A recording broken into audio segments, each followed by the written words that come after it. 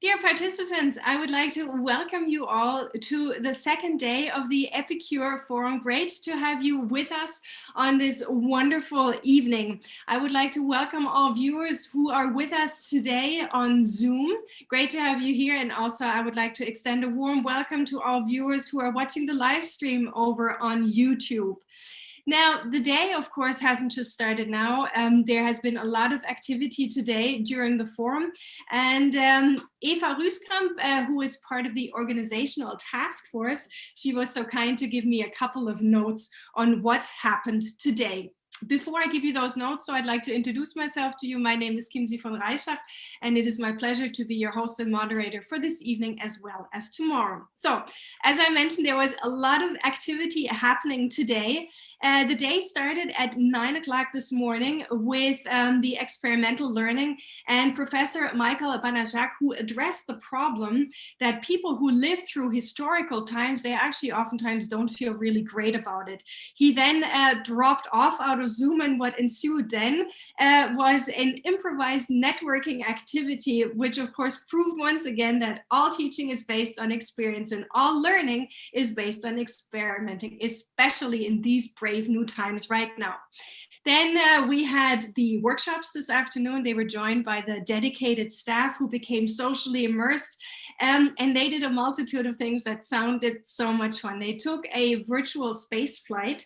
They experienced some interculturality in the digital settings, and they first-hand discussed, which is of course the key question right now, how can you translate physical formats into virtual space? Then we checked in on the networking area space, which of course will be open during the entire forum. There was a lot of activity there also. And it was interesting to see all the colleagues exchanging their thoughts and ideas over coffee and tea, and all this in the comfort of their own home and not in one room together. Then in the afternoon, there was a couple of minor technical glitches, but teachers, students, and also the university staff, they took the opportunity to explore the hybrid theater in Amsterdam. They found out about virtual city tours, and they had the opportunity to visit a fungal cell in virtual reality. The Epicure talks then this afternoon, they addressed language learning and barriers.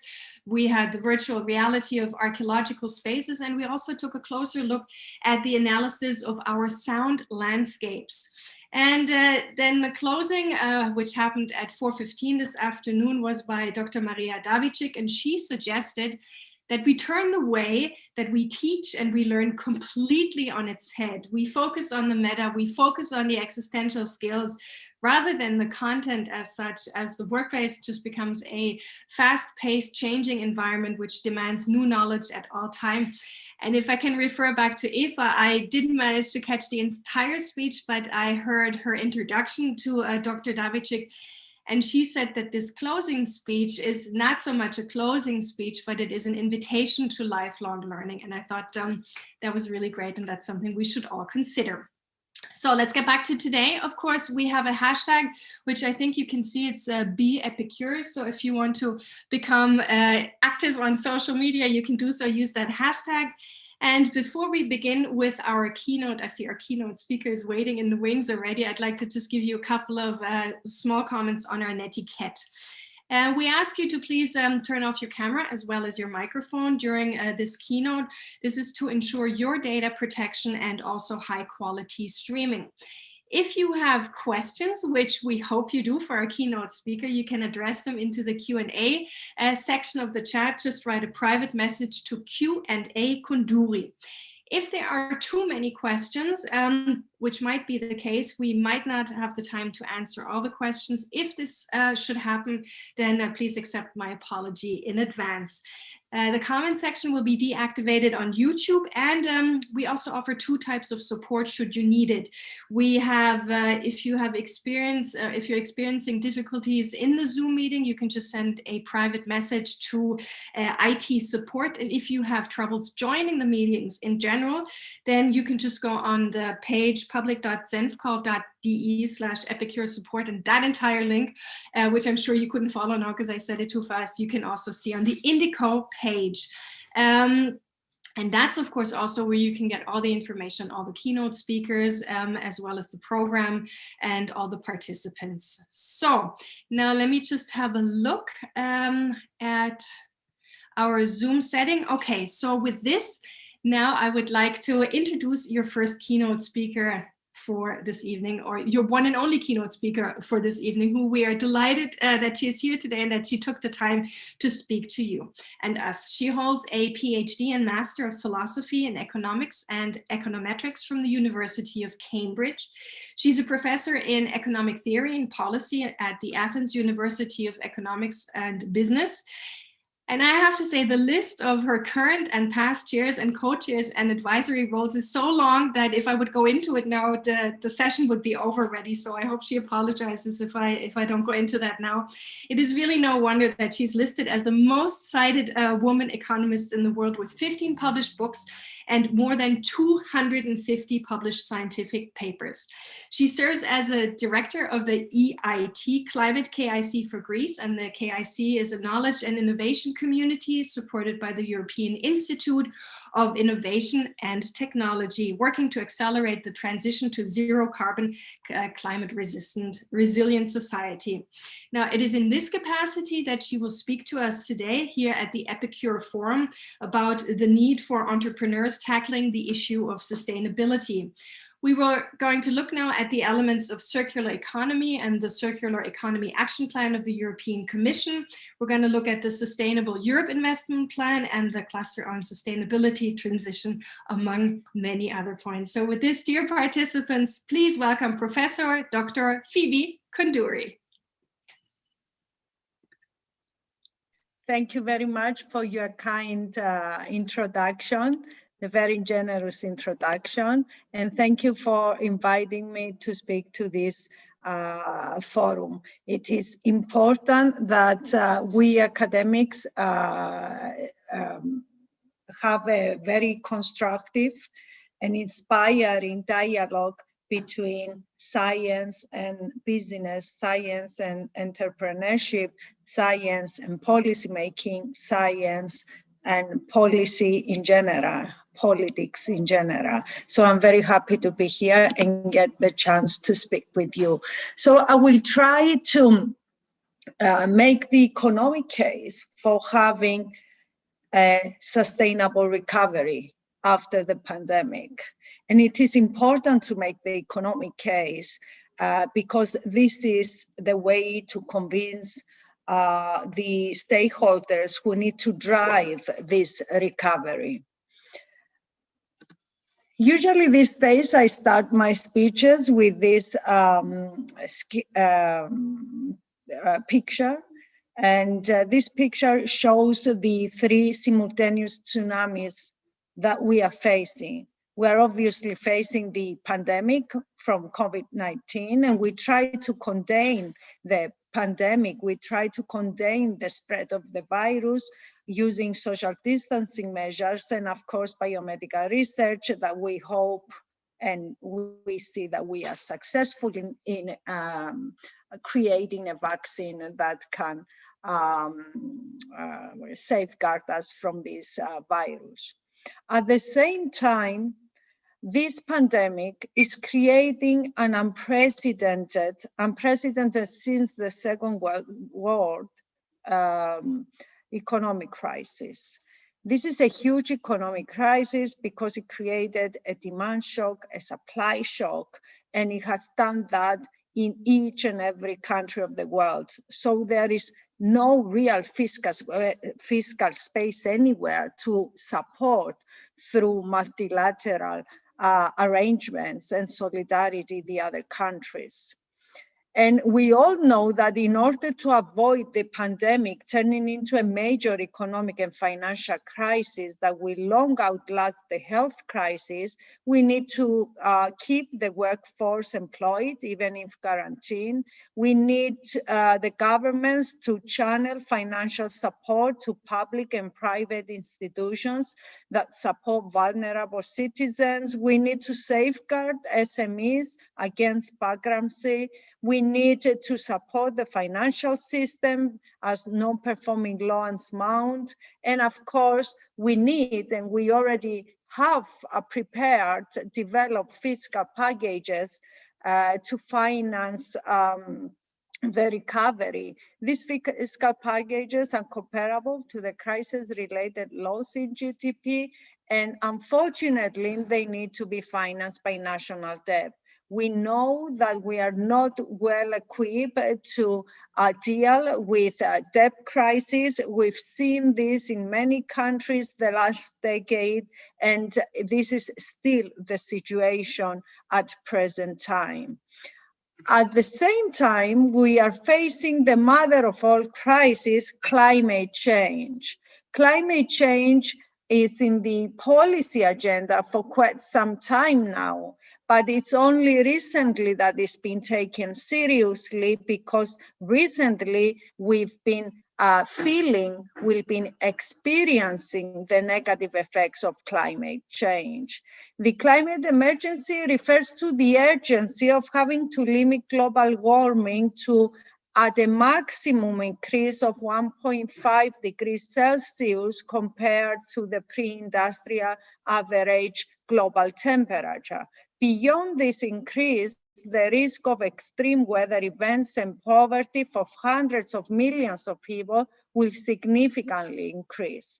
At the moment, there is no country on earth that does not experience the drastic effects of climate change. And this translates into annual average economic losses in the hundreds of billions of dollars, and it is also contributed to loss of life. Between 1998 and 2017, climate change-related natural disasters have killed 1.3 million people and have injured 4.5 billion people. These are huge numbers.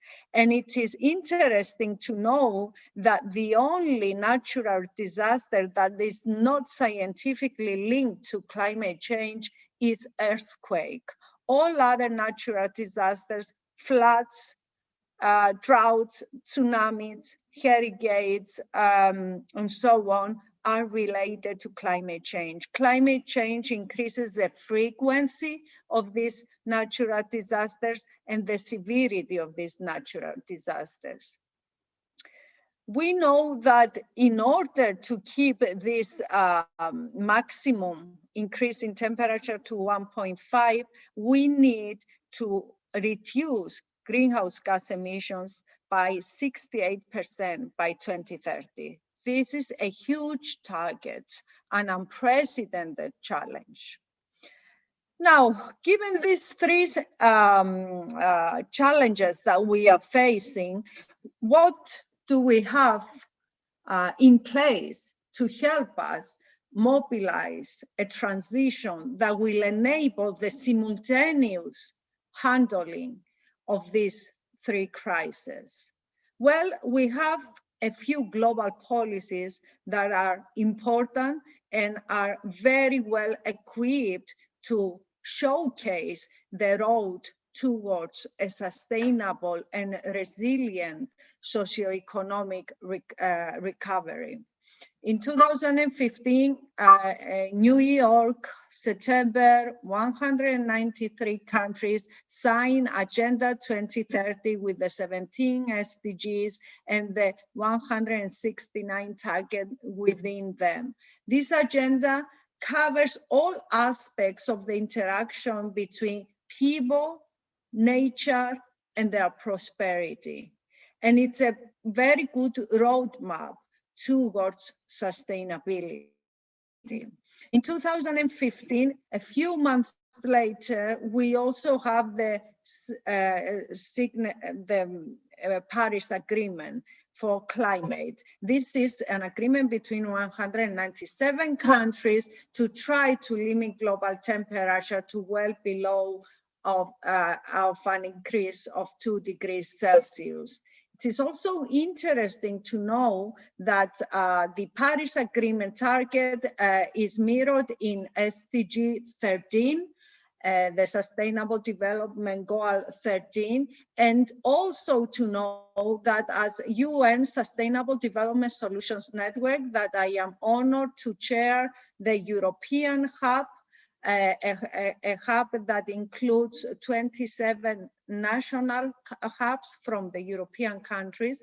We develop every year since 2015 the SDG report, which records the performance of each and every country against each and every SDG and each and every target. And this performance is measured with very specific indicators, and all the data is open access. The way the indicators are used is open access, and each and every country can follow the way of constructing this report. Then in 2018, the International Intergovernmental Panel on Climate Change warned us that 2 degrees increase in global temperature is too much. We need to limit global temperature to 1.5 increase, which implies zero net emissions by 2050. And we have to do that because we don't have the technology to protect ourselves against the severity of climate change if we let the temperature, the average global temperature, increase up to 2 degrees Celsius. We should know that now that we are talking, we are at 1.3 degrees Celsius increase compared to pre-industrial era, and we are on a path that would get us up to an increase of +3 to 3.5 degrees by 2030. So we need to get on another path. In 2019, again, Climate Week, New York, September, the Sustainable Development Solutions Network presented the 6 major transformations to achieve the SDGs. This is very interesting because the 17 SDGs are too many for a government to have them as the national priorities. Politicians need less targets. It's obvious that they need something that they can handle, and 17 priorities are too many. That's why we grouped the SDGs into 6 transformations: education, health, decarbonization, sustainable food, land, water, and oceans, sustainable cities and communities, and the digital revolution, servicing, driving sustainable development. 2019, December, we have the announcement of the European Green Deal. 4 axes: climate neutrality by 2050, protection of biodiversity and human health, clean tech leadership for European companies, and an inclusive growth, leave no one behind. The European Green Deal has 9 explicit policies: protecting biodiversity, farm to fork, sustainable agriculture, clean energy, sustainable industry, building and renovating, sustainable mobility, eliminating pollution, and climate action. And it comes with a climate pact between policymakers and the rest of the civil society, the businesses, the NGOs, the research and innovation community, and the technology developers, and at the same time a climate law that regulates greenhouse gas emission. All this, again, coming with a 1 trillion budget, half of it coming from the EU budget, the multi-annual financial framework, and the other half to be mobilized by public-private partnerships. Unfortunately, 2020, we have the coronavirus. We know that flattening the infection curve steepens the microeconomic recession curve. And thankfully, we have the 750 billion EU Next Generation instrument, which is the Recovery and Resilience Fund, in addition to the multi-annual financial framework of the European Union. And the good news is that this Recovery and Resilience Fund maintains the European Green Deal as the European growth strategy and identifies climate and digital mainstreaming as the two axes of the recovery. 30% of all the money from the 715 billion of the EU Recovery Fund should be invested for climate mainstreaming and 20% in digital mainstreaming. And the other big axis of the EU Next Generation Fund is, of course, the just recovery, an inclusive recovery that leaves no one behind. So a lot is happening in Europe for a sustainable recovery, a green, digital, and fair recovery. But at the same time, a lot is happening around the world. We have a big mobilization towards green, and you can see the map at the top of my slide. Everywhere you have a blue is where you have a national government pledge already in place, or an incoming government pledge for a Green New Deal. Canada, South Korea, Israel, the US, very importantly, and of course, China announcing in September a commitment of becoming climate neutral before 2060. If you have the US, China, and Europe, then you are only missing India in order to have the 4 biggest polluters in the world on board on a green recovery. At the same time, it is important to state here one firm belief that I have. We don't need at this point stimulus spending. We don't need a recovery that is based on stimulus spending, because we've seen that stimulus spending is unsuccessful. We ended up by renaming our monetary policies helicopter money. We have the national banks printing money and diffusing this money to the economy in order to sustain growth, in an effort, in a desperate effort to create stimulus for economic growth. And the stimulus and growth does not come, and real investments are at unprecedented low. Why? Well, my answer to this is that we don't need stimulus spending. We need transformative spending. We need to re-innovate our systems. We need to identify integrated and coordinated interventions in economic, financial, political, and social systems, and along the whole value chain. And by means of the relations in a system, the elements should be arranged in a different fashion, in a fashion that gives rise to a new structure and a better functioning. And this is exactly what systems innovation approach can do. And this is what I believe we should base our recovery on. We need to transform our economies in a fundamental way so that will trigger exponential change in decarbonization rates, strengthen climate resilience, strengthen financial resilience, strengthen social resilience, strengthen economic resilience. Only this way we can achieve the unprecedented changes that need to be achieved in all aspects of our society and economy in order to be able to recover from this triple crisis that we are facing now.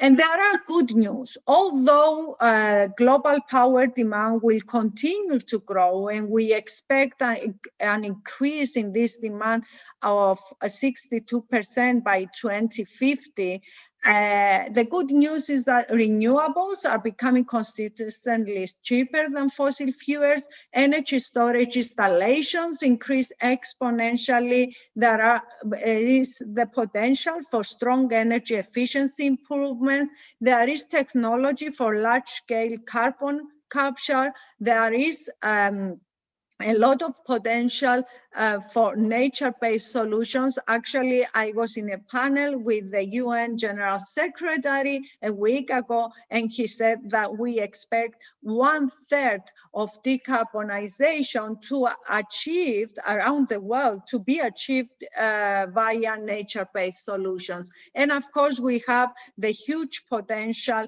in decarbonization and resilience that the transition to circular economy can bring. Very briefly, with regards to decarbonization, we have the national energy and climate plans. These are commitments for reducing greenhouse gas emissions by 2030 all around Europe. And unfortunately, these commitments are currently at a 40% decrease in greenhouse gas emissions.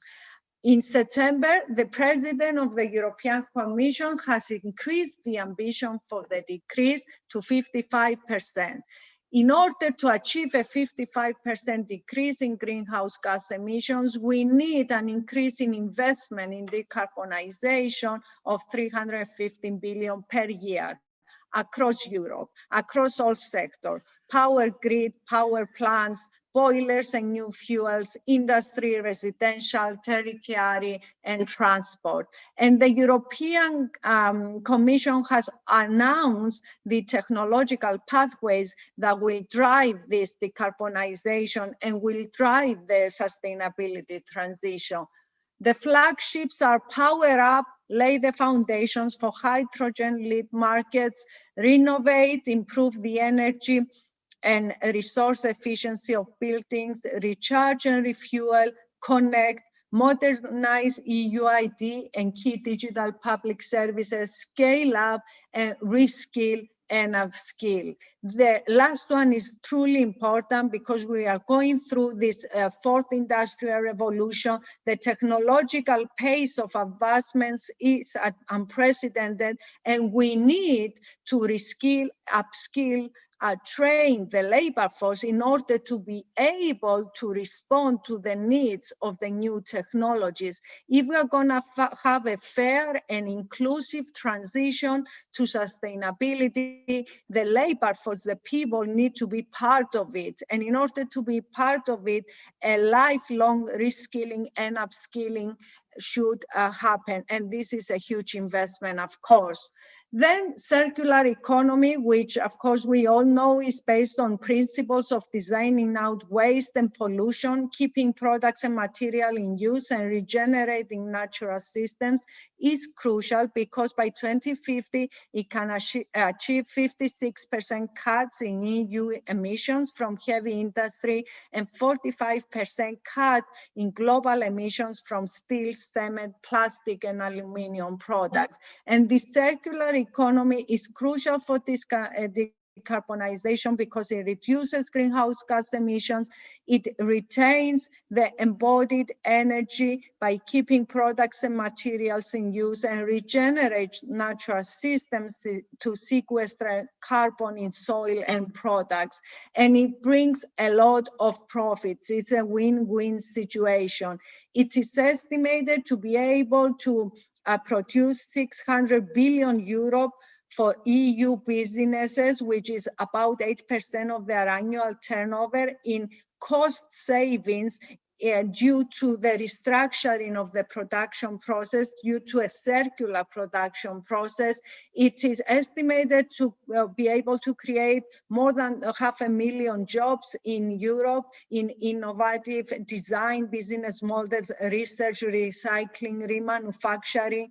it will reduce the EU carbon footprint, the environmental footprint, and of course, the important point is that it is relevant for SMEs as well as big business. And SMEs, we should remember, is the backbone of the European economy.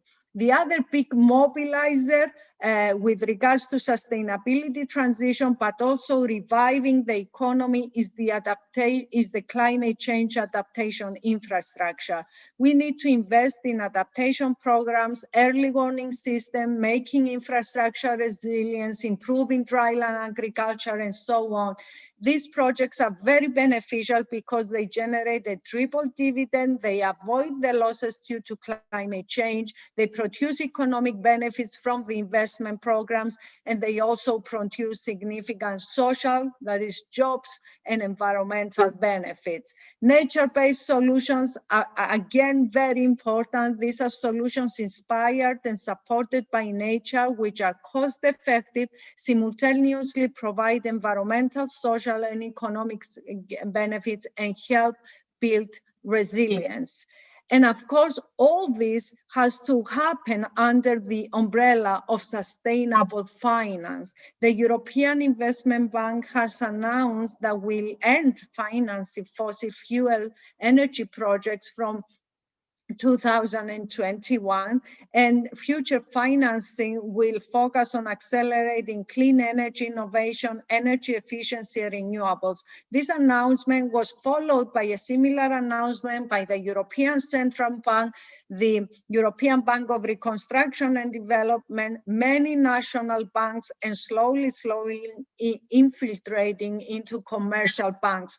So the financial sector is responding, and what will follow is that the investors and those who need financial support, financial loans, and other financial instruments will need to become sustainable in order to secure their financing. And it is excellent news that the EU has published the EU Taxonomy late 2019, which is a document that determines what activities can be classified as sustainable economic activities. It's a classification system for sustainable economic activities, which creates a common language for investors and lenders and allows scaling up of private and public investments to finance the transition to a climate neutral and green economy. And it is also important to know that the transition to a green economy creates jobs. It is estimated on a global scale that 160 million jobs will be created from the transition to a green economy, and only 4 million will be lost in the fossil fuel industry. And if we focus in Europe, the net increase is approximately 17 million jobs. So what is crucial, again, I re-emphasize, we need capacity building for our labor force in order to gain the skills and expertise to be part of this transition. The transition is only possible if we upskill and reskill the labor force, and only in this way the transition will be fair. And of course, we know that there are behavioral instruments, economic instruments like taxes and tradable permits, and sustainable insurance and transition bonds that should be are already there, and their design should be refined in order to be able to create the correct incentives for mobilizing the change in consumers and investors' behavior. These instruments should be designed in a way that do not trap people, but allow the option to people to change their behavior. And this happens only if you tax something, but at the same time, you tax the dirty production, but at the same time, you have an available and affordable green technology,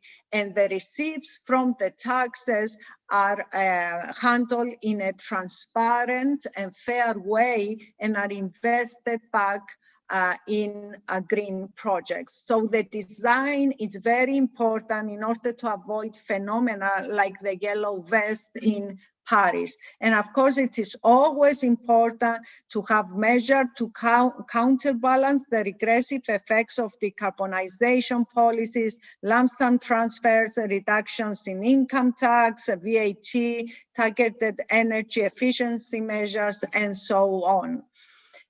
This is the economic case for the sustainability transition as I see it. I should say here that it should become common knowledge that there is very serious scientific speculation that the pandemic was is the effect of biodiversity loss, was caused by biodiversity loss and deforestation. Why? Because by deforestation and reduction in biodiversity, the wildlife came very close to humans and made it much easier for a zoonotic virus to make the cross-species live.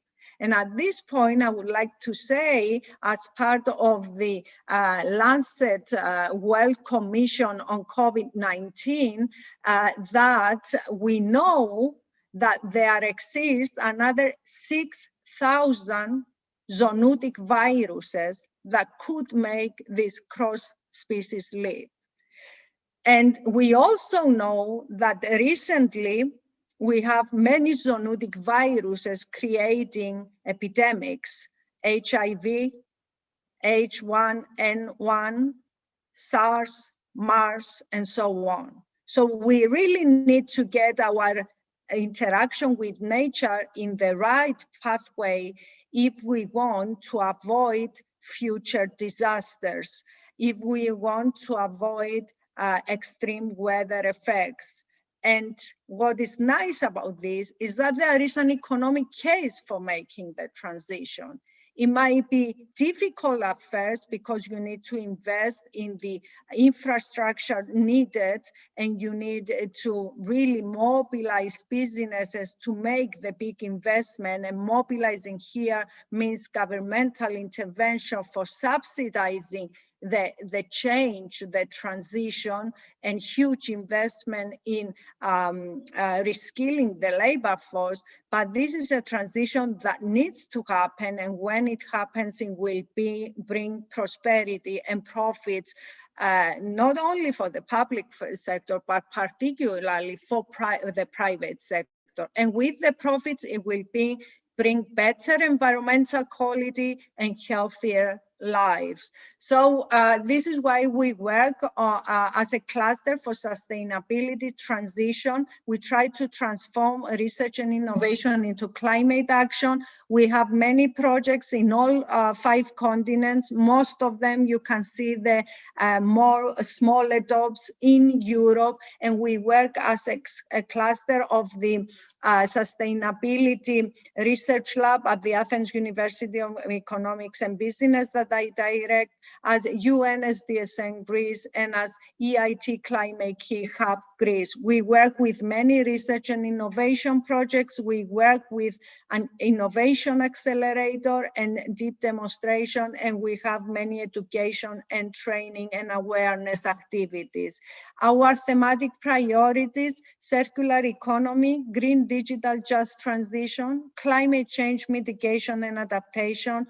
All the slides that you see are slides of different in international pan-European projects that are focused on these themes. And all these projects are under my supervision in this cluster of sustainability transition. The last slide here is a slide from the Lancet Commission 19, where I lead the task force on a jobs-based green recovery. And here we re-emphasize again that the economic recovery should support the transition towards sustainable and inclusive societies based on SDGs and the Paris Agreement, and that public investment should be oriented towards sustainable industries and the digital economy, and should spread unprecedented and complementary private investments. The second theme that we work in is blue growth. We have global initiatives, Euro-Asian initiatives, and many deep demonstration and research projects on seas, oceans, sustainable ports, sustainable shipping, sustainable ocean energy extraction, sustainable fisheries, aquaculture, marine transport, and sustainable interaction between land and sea. We also have a third priority, thematic priority, water, food, energy nexus, smart agriculture, and smart urban water systems, many European projects, and lately we received an ERC award, a European Research Council award, working on water futures, designing the next generation of urban drinking water systems by integrating research teams on water science and systems, control theory, economics, and machine learning. This is the biggest research projects on water system in the world at the moment. And finally, we work as EIT Climate-KIC in accelerating innovations. We have an accelerator. Every year we accelerate about 10 startups. We give them 50,000 and mentor them to find clients. And once we do that, then we introduce them to venture capitals. We work with many national and international venture capitals. And we are proud to say that many of our startups have received a huge funding in the millions of VCs, and some of them have been bought by very big enterprises. And with all this, I want to close and leave it up to you for any questions you may have. Thank you very much for your patience. Well, thank you very much, Professor Koundouri, for sharing your knowledge and your wisdom and also your insight with us. I have to say some of those numbers were quite sobering to me when you started out in the beginning with 4.5 billion people injured and 2.5 billion people killed as a result of climate change. That is quite, that's a bit of a rude awakening, I have to say. We do have questions lined up for you, so if you are ready. Yes, of course. Okay, I would get straight to them. And also, if you, dear viewers out there, have questions for Professor Koundouri, this is your chance. Use the time, use it wisely, and just send a question into the chat to Q&A Koundouri. So let me just scroll up because there were so many questions. So the Epicure Alliance comprises 8 universities from 6 different European countries. I'm sure some students who attended your presentation have nice ideas and would like to know if they could find suitable funding opportunities. What is your advice to these students? Of course. First of all, as UNSDSN, United Nations Sustainable Development Solutions Network, we have a youth section. Every country with a national hub has a youth section. There you can register, you can engage in many different projects, and you can also find huge support in applying for funding and even creating consortia for funding for interesting youth projects. You can also contact me, and I can give you advice with what kind of projects are relevant for you, projects that might be running at the moment and need capacity, and they have funding. In general, we see, what I find is that there is lots of funding. As long as good ideas are there and there is inspiration and commitment and drive, funding will be found. And that's why, what is important is to have the platform from which you can ask funding. And the United Nations Sustainable Development Youth section is one good platform. Another good platform is EIT Climate-KIC. This is the biggest public-private partnership of the European Commission under the European Institute of Innovation and Technology. And this knowledge and information community has programs for youth, for students, where students can enroll and be part of projects and exchanges between countries, and where they can really take part in the implementation and deep demonstration of very innovative ideas. There are hackathons and climathons where students are invited to participate with their ideas, and the winning ideas receive prizes, but most importantly, they receive mentoring in order to scale up your ideas into a pre-startup, and then you receive support for maturing this idea, developing it into a startup, and continue from that point onward. So there are many possibilities. Contact me. I will put you in touch with a relevant person in my institutions. And if you have something clever, a clever idea, an innovative idea, or you want to communicate with others in order to brainstorm around clever and innovative ideas, we can get you on board. And is this also something that can happen virtually, especially now in COVID times? Can people? Of course, everything is virtual this year, and it will continue to be so until September at least. But the idea here is really virtual, because it's really virtual. You get connected with people, you meet with people virtually, and of course, when the time of implementation comes, you have the opportunity after COVID to travel to other countries, to be involved in projects physically. But a lot of this can happen virtually. Events, workshops, training sessions, discussions, all happen virtually and in a very vivid and constructive way. So nothing stops. Everything is in full speed, even now under COVID. Maybe it's even moving a little bit faster. Faster, yes, yes, much faster. Let's talk about the Green Deal for a moment. The European Green Deal specifically, does it present opportunities for young entrepreneurs?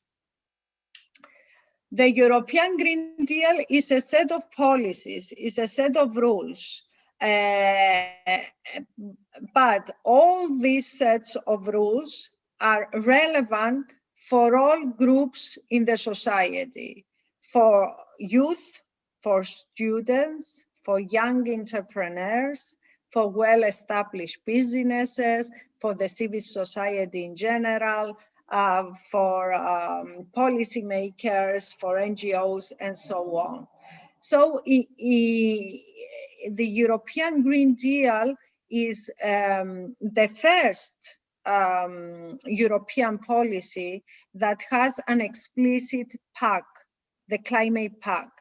And this pact has as its aim to engage all relevant stakeholders. And because I wrote the opinion, the legal opinion for the first draft of this pack, I can tell you that there is huge emphasis on youth engaging in this transition to sustainability, which basically the European Green Deal wants to bring, engaging in the implementation of the European Green Deal, the youth. They've seen what has happened with Greta and the youth movement, and they believe that the youth is the most important players, are the most important players for mobilizing the transition.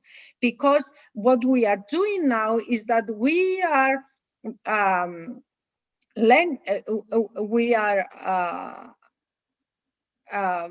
taking a loan without the approval of the next generation from them in order to recover. All this national debt will be paid basically by the next generation, by the youth.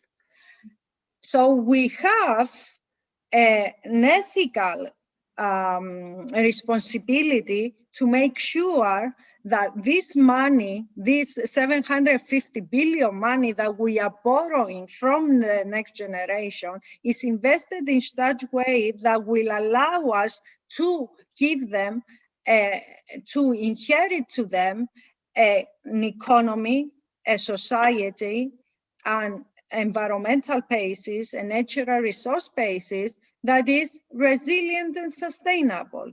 So we need to do that. We are ethically committed to that. At least this is the law, what the law says, what the European Green Deal says. But I think it's important for the youth to play the role of the safeguard. They need to safeguard their future because their future is being decided today. You need to safeguard your future because your future is being decided today. The way we decide to recover will affect the environment that you will inherit, will affect the economic system, the financial system that you will inherit, and will affect the society, the structure and equity that is embodied in the society that you will inherit. So the youth has an explicit role. There are explicit platforms where they can play a role, but also a lot of money is invested in education, in training and innovation, exactly because we understand the need and the power of having people who are aware of the need to be resilient and sustainable in all aspects, economic, environmental, and social. And in order to do that, we need an interdisciplinary training. And this is a big investment that we need to make now. Most of our universities are structured in silos, in single disciplines. However, the problems that we are facing are interdisciplinary. You cannot solve the climate change problem only through constructing economic instruments. Even if you go to construct an economic instrument, you need to consult with the people who understand climate change. You need to consult with atmospheric physicists. You need to consult with the people that have technological solutions, the engineers. You need to consult with people that understand the interaction between the atmosphere and land and water and hydrogeology and so on. And you also need to bring the social aspect, the engagement of the stakeholders. So you need a big array of disciplines in order to provide true solutions, correct solutions that can really be implemented and increase social well-being. So you need to restructure your education system. You need to be become interdisciplinary. You need to provide knowledge that is relevant for solving problems that are interdisciplinary, because all the problems we are facing are interdisciplinary, and we need to start thinking in such a framework and start educating people in such a framework. It's not easy, it's difficult, it's science hectic, but this is the only way forward. When you say restructuring, how can the members of the Epicure Alliance help in this restructure, not only of the learning process, but I noted also earlier, you said that the workforce needs to go through a transition. So what can the members of the Epicure Alliance do to support and help here? First of all, the need should be demand-driven. If you have a demand-driven need, a bottom-up need, you are more effective. So the students, the people that are going to be the future labor force should demand a more interdisciplinary curriculum. They should demand structures that allow lifelong training, upskilling and reskilling. This can be enforced in the universities. This can be demanded by the people. They can demand their government to build such structures. So at the moment, most of the jobs that we know today will not be available in 10 years. So it is obvious that we need to push as civil society, as students, for the need for interdisciplinarity, but also upskilling and retraining, because even now, of course, we know that hydrogen will be important. For example, ammonia will be important. Digitalization is hugely important. Technologies of carbon sequestration and nature-based solutions will be important. And we also know that very few people have expertise on all this. And most of these expertise are in universities, but are small scale. This has to be upscale, and by demand, by popular demand of students who can sit down and map what seem to be the current trends and the current needs for the future labor market. They can demand training courses. They can demand courses in their curricula in this direction. They can get in touch with people like myself and people from the UN SDSN network. There is a huge SDG Academy on UN SDSN network, where we have courses on each and every important issue that is relevant to the SDGs. And the SDGs are relevant about everything and anything that concerns the planet, the people, and their prosperity. Courses on the economy, on sustainable finance, sustainable financial markets, courses on climate change, courses on sustainable infrastructures, industry decarbonization, sustainable water resource use, sustainable use of land, sea, and oceans, gender equality, health, and all aspects of relevance to how we develop our economy and our society and how we can interact with nature. These courses are taught by the best in the world, and they are free. And they can make a perfect example of what a curricula in a university can incorporate slowly but dynamically in order to prepare the students for what they are going to be facing when they are out in the job market. So you can get in touch with us.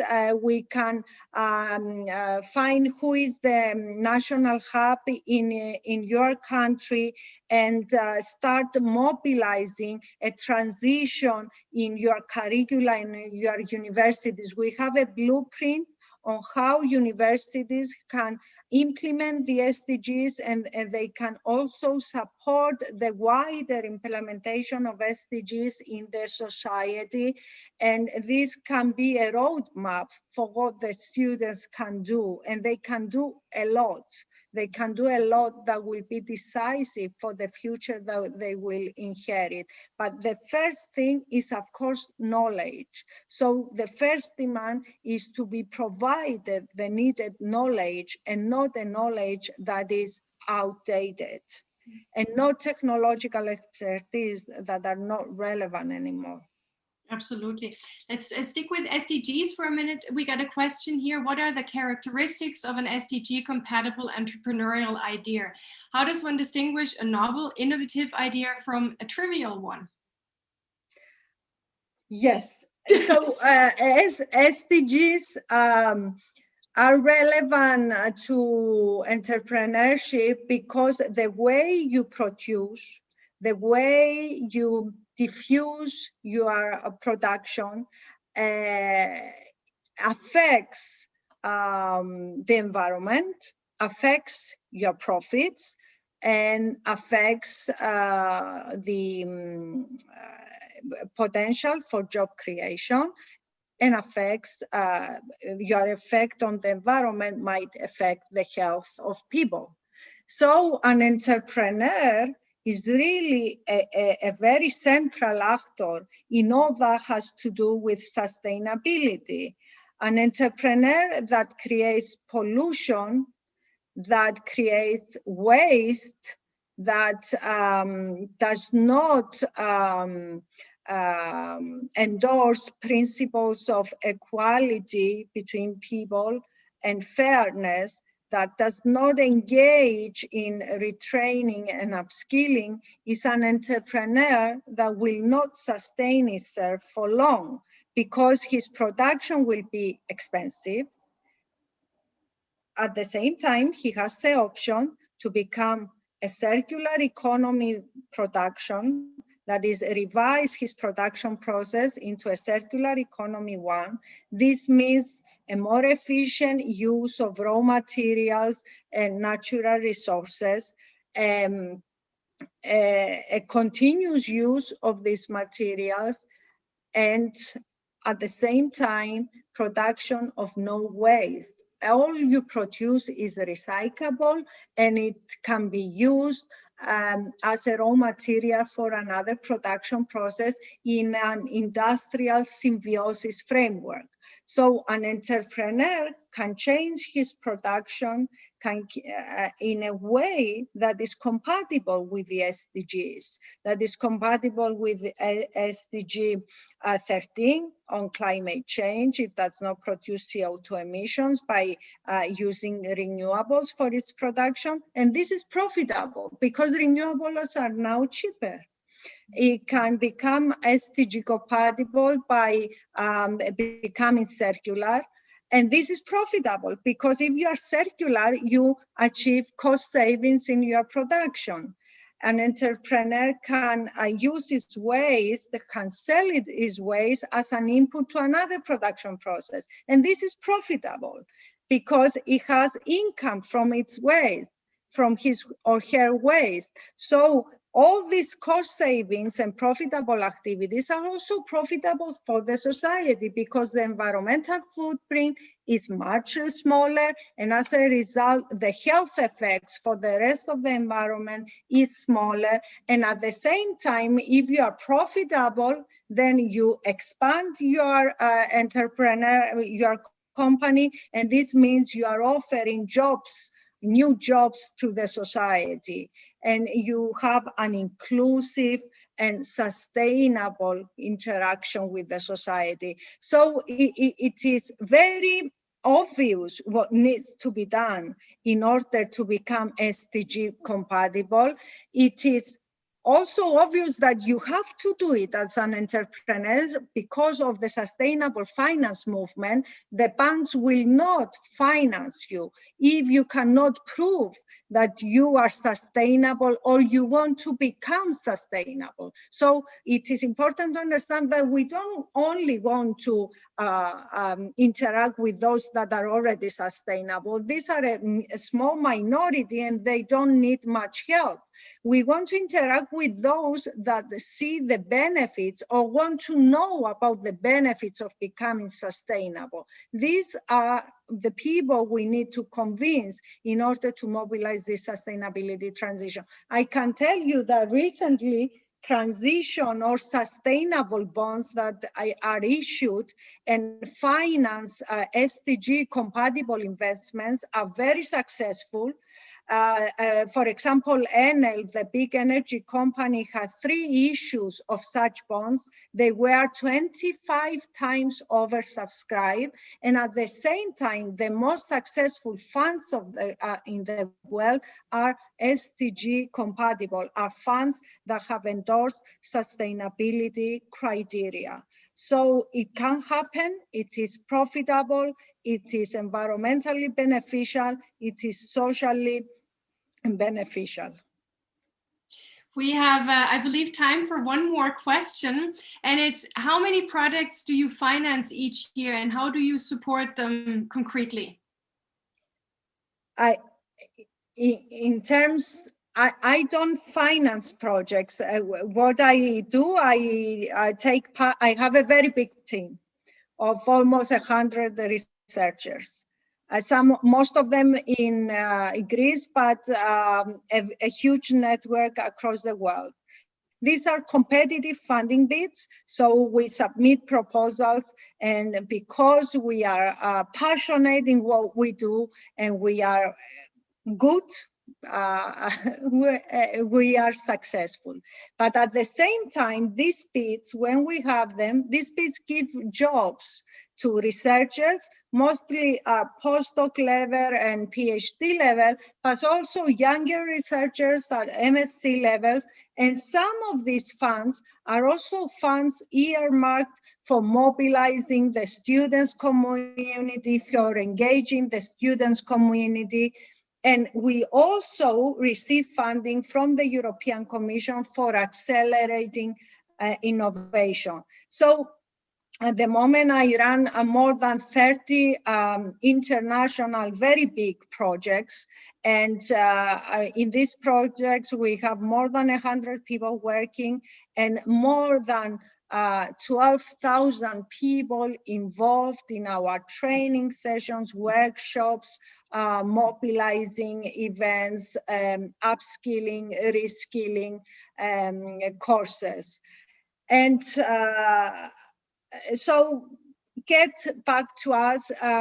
We want enthusiastic people to be part of what we do. The idea is that this is an inclusive transition. No one should be left behind, and everybody should get the chance to contribute. I would like to close with the other question that you posed me. How do you know that an idea is innovative or not? This is something that you need a mentor to tell you. Innovation means this is something that has not happened before. And usually it builds on existing knowledge and the identification of possible improvements to what is already there or what is missing that from what is already available. However, sometimes these ideas, these innovative ideas, come from people who are not very experienced researchers or very experienced entrepreneurs, who might not have a very firm understanding of the underlying ecosystem, but they have very vivid imagination. What this imagination needs is a challenge. And this is how we work in our hackathons. We identify different challenges, for example, nature-based solutions in your cities. And this could be something from planting trees to interesting ways of managing floodwater, or interesting ways of regenerating a wetland. And the ideas can really come from experience and intellectual experience in terms of everyday life experience, not research experience.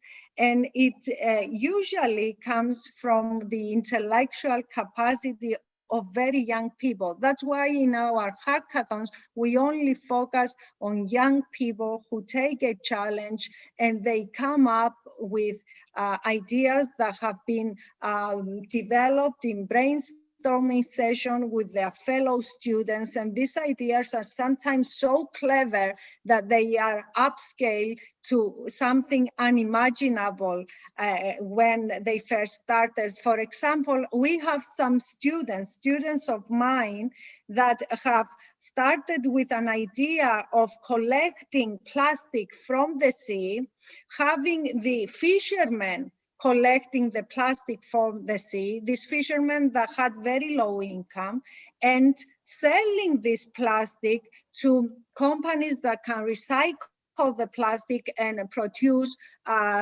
dresses and other bags and so on. And this has created a change of the following beneficial events: collecting the plastic from the sea, so cleaning the sea from pollution of plastic, which is serious pollution, increasing the income of the fishermen because they sell this plastic for other two companies, and upscaling the recycle movement for producing materials from recycled waste. This startup, which we have accelerated in the Climate KIC Accelerator, has now received very important funding from VCs and has recently signed a contract to upscale their activities in the whole of the Mediterranean with a big industry, with a big company, Nestlé. So you can see how some students who loved the sea and had this interesting idea, through our mentorship and sponsorship, they not only have clients now, but they manage to upscale their activity into a very important Mediterranean activity with a very robust partner like Nestlé. You can all do that. Mm-hmm. Well, Professor Koundouri, I would like to thank you very much for your time. Thank you for sharing your insights. We have thanks here also on the chat for your presentation and for taking the time to talk to everybody out here.